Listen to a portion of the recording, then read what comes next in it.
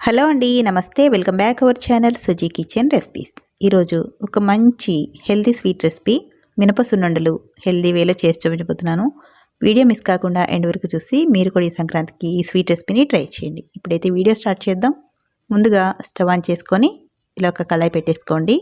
ఇలా కళాయి పెట్టేసుకొని స్టవ్ని కొంచెం మీడియం హీట్లో పెట్టేసుకోండి. ఆ తర్వాత ఒక కప్పు మెజర్మెంట్తో మినపగుళ్ళని 1.5 కప్పు వరకు తీసుకోండి. ఇలా 1.5 కప్పు మినపగుళ్ళని తీసుకొని మిగిలిన అరకప్పు పొట్టు మినపప్పును తీసుకోండి. మొత్తం మినపగుళ్ళతో కాకుండా ఇలా అరకప్పు వరకు పొట్టుపప్పు వేశారంటే టేస్ట్ అనేది చాలా బాగుంటుంది. మీరు కావాలనుకుంటే అచ్చంగా పొట్టుపప్పుతోనైనా సరే చేసేసుకోవచ్చండి, లేదంటే మినపగుళ్ళతో అయినా చేసేసుకోవచ్చు. ఇక్కడ మొత్తం కలిపి 2 కప్పుల వరకు తీసుకున్నాను. ఈ మినపగుళ్ళని చిన్న మంట మీద మంచి వాసన వచ్చేంత వరకు దోరగా వేయించేసుకోండి. ఇవి కొద్దిగా ఇలా వేగిన తర్వాత ఇప్పుడు ఇందులోకి ఒక 2 టేబుల్ స్పూన్లు రైస్ అయితే వేసుకోండి. ఈ రైస్ ఇందులో వేయడం వల్ల లడ్డు చుట్టి తినేటప్పుడు పంటికి అంటుకోకుండా చక్కగా ఉంటుందండి.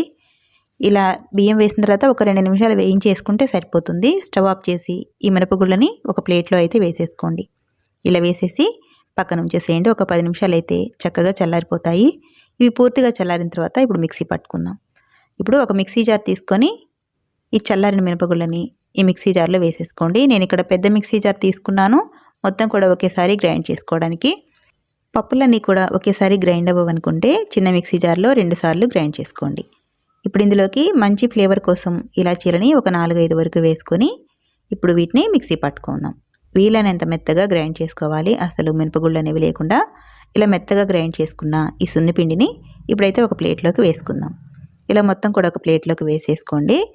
ఇలా వేసిన తర్వాత ఇందులోకి బెల్లాన్ని అయితే కలుపుకోవాలి. ఇక్కడ మినపగుళ్ళు ఏ కప్పుతో తీసుకున్నామో అదే కప్పుతో 2 కప్పుల వరకు బెల్లం తురుములు వేసుకోవాలి. మినపగుళ్ళని 2 కప్పులు తీసుకున్నాం కదా, 2 కప్పుల బెల్లం పర్ఫెక్ట్గా సరిపోతుందండి స్వీట్ వచ్చేసి. మీరు ఇంకా ఎక్కువ స్వీట్ తినాలనుకుంటే ఒక 1/2 కప్పు వరకు బెల్లం తురుముని కలిపేసుకోవచ్చు. ఇప్పుడు ఈ పిండిలో కలిసేలాగా ఈ బెల్లానంతా కూడా ఇలా కలిపేసుకోండి.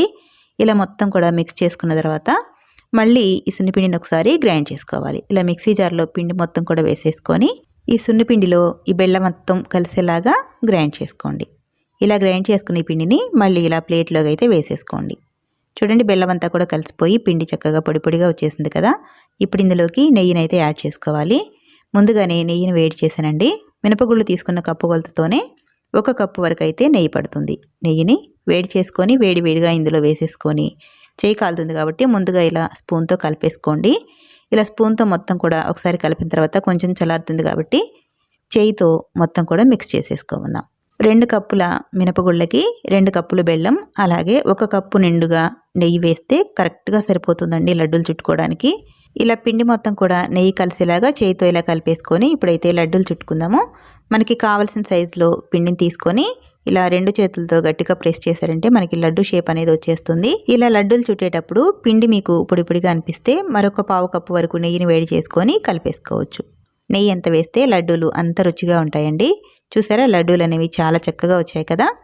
వేసిన నెయ్యి కానీ బెల్లం కానీ ఏమాత్రం తక్కువ అవ్వకుండా పర్ఫెక్ట్గా సరిపోతాయండి. ఈ కొలతలతో లడ్డూలు చేశారంటే కొత్త వాళ్ళైనా సరే ఈ ప్రాసెస్లో చేస్తే పర్ఫెక్ట్గా కుదురుతాయి సున్నుండలు వచ్చేసి.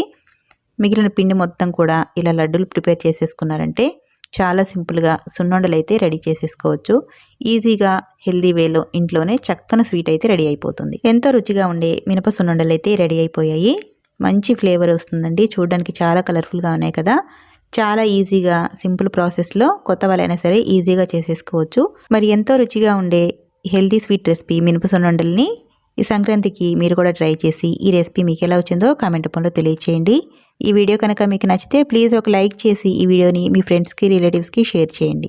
కొత్తగా ఎవరైనా నా ఛానల్ని చూసినట్లయితే please subscribe to my YouTube channel. Thank you for watching.